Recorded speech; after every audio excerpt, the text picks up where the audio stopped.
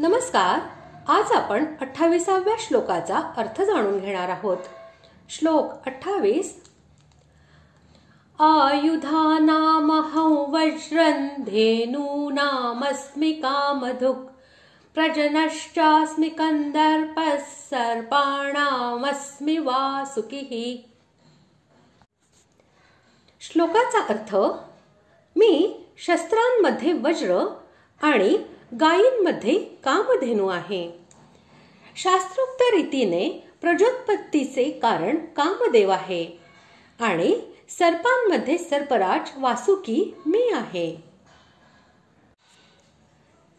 जितकी शस्त्रे आहेत त्या सर्वांमध्ये वज्र अत्यंत श्रेष्ठ आहे, कारण वज्रामध्ये दधीची ऋषींच्या तपाचे आणि प्रत्यक्ष भगवंतांचे तेज विराजमान आहे. त्याला अमोघ मानलेले आहे, म्हणून भगवंतांनी वज्राला आपले स्वरूप असे म्हटले आहे. कामधेनू ही सर्व गायींमध्ये श्रेष्ठ व दिव्य अशी गाय आहे. ती देव तसेच मनुष्य या सर्वांच्या सर्व कामना पूर्ण करणारी आहे आणि हिची उत्पत्ती सुद्धा समुद्र मंथनातून झाली आहे, म्हणून भगवंतांनी हिला आपले स्वरूप असे म्हटले आहे. कंदर्पा हा शब्द कामदेवाचा वाचक आहे.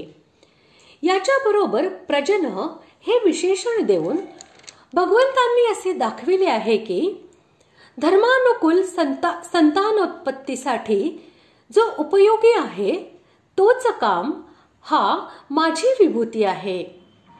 हाच भाव 7व्या अध्यायातील 11व्या श्लोकामध्ये सुद्धा काम या शब्दाला धर्माविरुद्ध हे विशेषण लावून दाखविला आहे.